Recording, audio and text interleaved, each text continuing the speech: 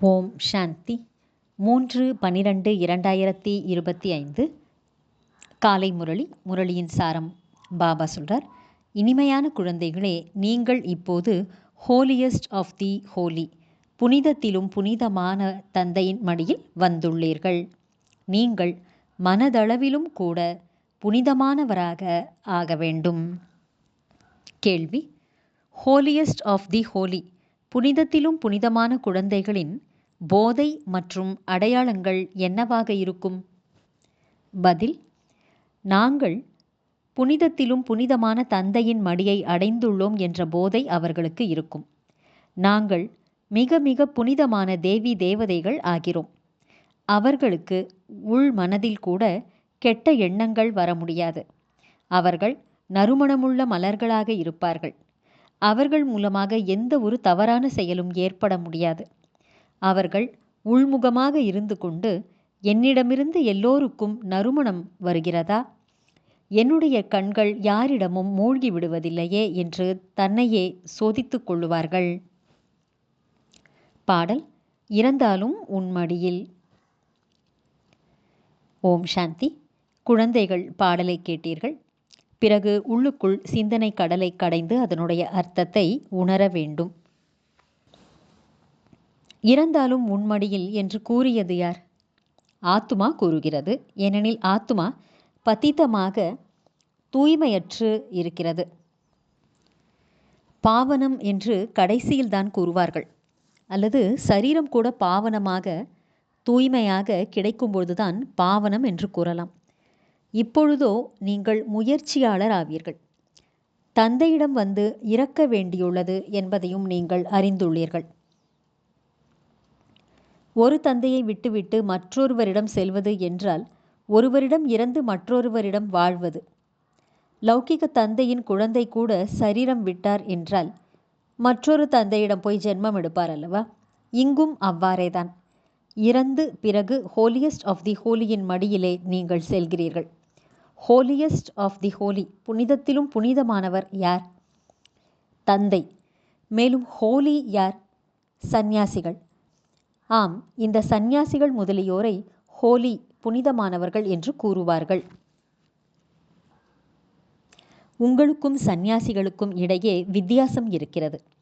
அவர்கள் ஹோலி ஆகிறார்கள்.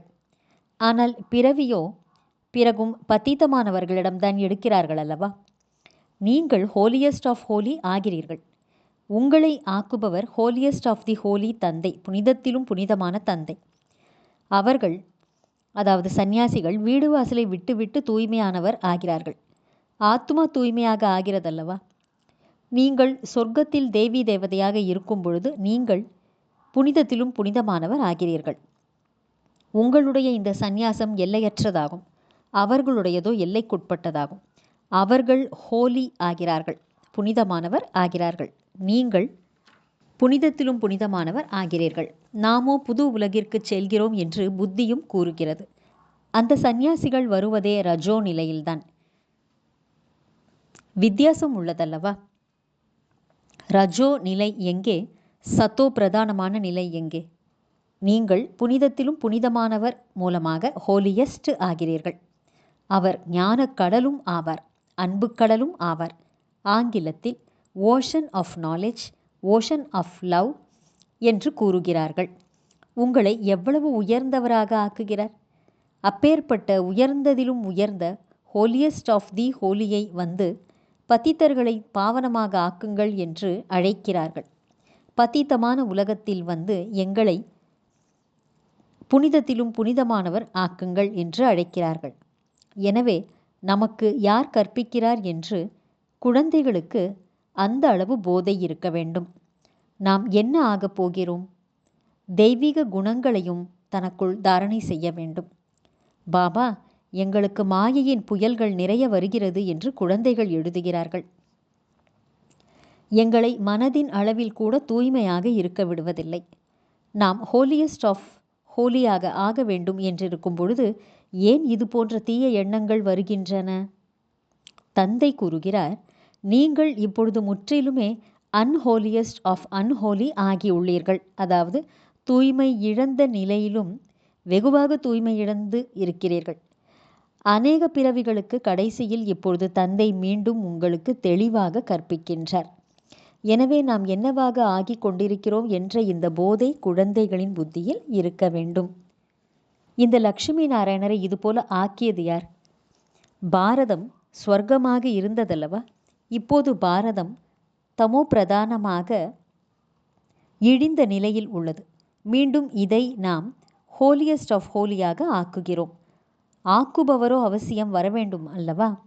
நாம் தேவதை ஆக வேண்டும் என்ற அந்த போதை நமக்குள்ளும் வர வேண்டும். அதற்காக குணங்களும் கூட அவ்வாறு இருக்க வேண்டும். ஒரே அடியாக கீழே இருந்து மேலே ஏறி இருக்க வேண்டும். நல்லது. தாரணைக்கான முக்கியமான சாரம். 1. மனதை உறுத்தி கொண்டிருக்கும் வகையில் எந்த ஒரு செயலும் செய்யக்கூடாது.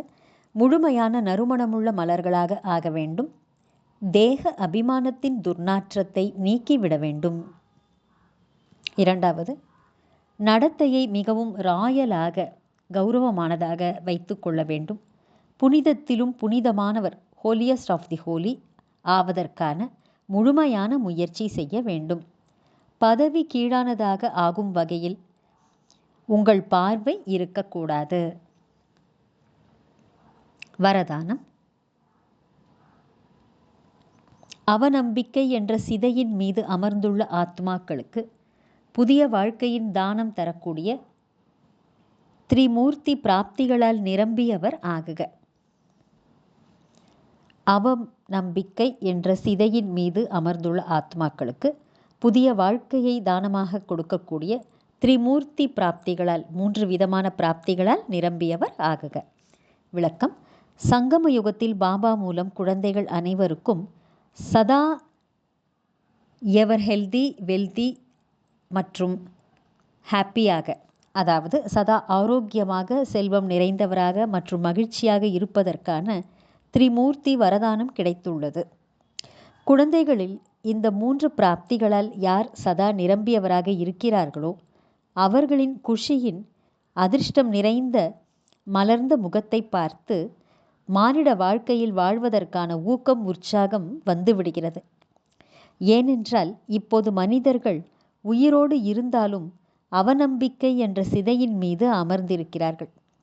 இப்போது அத்தகைய ஆத்மாக்களை மர்ஜீவாவாக, அதாவது புதிய மறுபிறவி எடுத்தவராக, பாபாவின் குழந்தையாக ஆக்குங்கள்.